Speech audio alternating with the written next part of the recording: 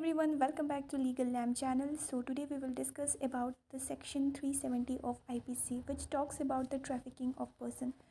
So आपको ये section समझने से पहले आपको ये वर्ड ट्रैफिकिंग का वर्ड क्या होता है उसको समझना बहुत ज़रूरी है। ट्रैफिकिंग का मतलब है the activity of selling and buying of goods और पर्सन इलीगली।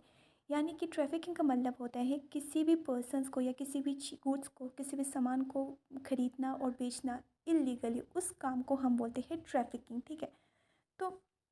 अगर इस सेक्शन 370 ये कहते हैं ट्रैफिकिंग ऑफ पर्सन, अब इसमें है पर्सन यानी लोगों को ख़रीदना और लोगों को बेचना इलीगली, उसके बारे में ये सेक्शन बताते हैं। तो ये सेक्शंस कहते हैं कोई भी पर्सन अगर क्या करते हैं द एक्यूज, यानी कि यहाँ इस सेक्शन के अंडर कोई भी पर्सन क्या करते हैं थ्रेट को यूज़ करके या फिर फोर्स या फिर अदर फॉर्म ऑफ कॉशन और बाय एबडक्ट करके या बाय फ्रॉड और डिसेप्शंस या फिर एब्यूज ऑफ पावर या बाय इंड्यूसमेंट इंक्लूडिंग गिविंग और रिसीविंग पेमेंट्स, किसी को पैसे देके इंड्यूस करना, इस तरह के से भी अगर यहाँ इस मीन्स के थ्रू ये जितने भी मीन्स दिया है इसके थ्रू अगर किसी को रिक्रूट्स करता है, ट्रांसपोर्ट करता है, हार्बर्स करते हैं या फिर ट्रांसफ़र रिसीव करते हैं किसी पर्सन को या किसी माइनर को, किस पर्पज़ के लिए, ताकि उसको एक्सप्लॉइट करे। एक्सप्लॉइट का मतलब उसको फिज़िकली एक्सप्लॉइट करे, यानी कि किसी फॉर्म ऑफ सेक्सुअल एक्सप्लॉइटेशन करे, उसके साथ स्लेवरी करे, सर्विट्यूड करे या फिर उसके किसी बॉडी के ऑर्गन को फोर्सफुली उसको रिमूव करे ताकि एक यूज़ को क्या हो सके, उस काम से उसको बेनिफिट मिले। अगर कोई भी इंसान ऐसा चीज़ करता है बिना इस पर्सन और इस माइनर के कंसेंट पर, तो उस पर्सन्स को हम पनिशमेंट देंगे रिग्रेस इम्प्रिजनमेंट जो 7 साल से कम नहीं होगा और जो एक्सटेंड हो सकता है 10 साल तक, और फाइन। अगर ट्रैफिक करते हैं एक से ज़्यादा पर्सन्स को ट्रैफिक करते हैं तब उस केस में होगा 10 साल की सज़ा और साथ में जो एक्सटेंड हो सकता है लाइफ इम्प्रिजनमेंट और फाइन भी। अगर इन केस ये किसी माइनर से रिलेटेड है, अगर किसी माइनर को अगर आप ट्रैफिक कर रहे हो तो उस केस में आपको रिगरस इम्प्रिजन मिलेगा, साथ में 10 साल से कम की सज़ा नहीं मिलेगा और imprisonment for life and fine.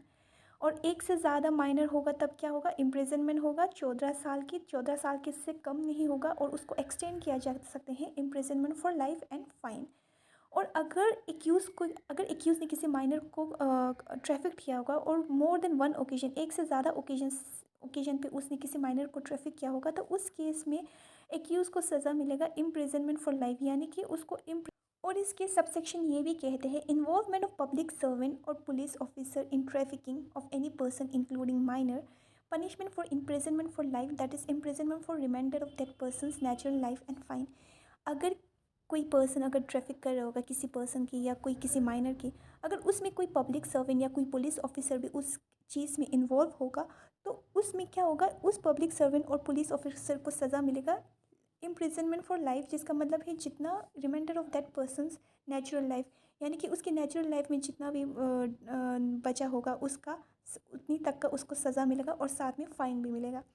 और ये जो 370 के अंडर जो ऑफेंस हमें बताया है ट्रैफिकिंग ऑफ पर्सन, ये एक कॉग्निजेबल ऑफेंस है, यानी कि अगर कोई भी पर्सन इसके अंडर इस सेक्शन के अंडर चार्ज होता है तो पुलिस ऑफिसर जो है वो अरेस्ट करेगा उस पर्सन को, जो कि विदाउट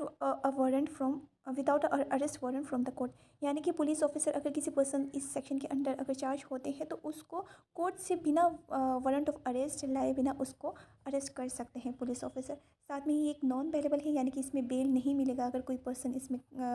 चार्ज होते हैं, और ये जो है कोर्ट ऑफ सेशन जो है वो ट्राई करेगा। अब हम देखते हैं 360A, जो कि हमारे क्रिमिनल लॉ अमेंडमेंट एक्ट 2013 के थ्रू इसको इंसर्ट किया था।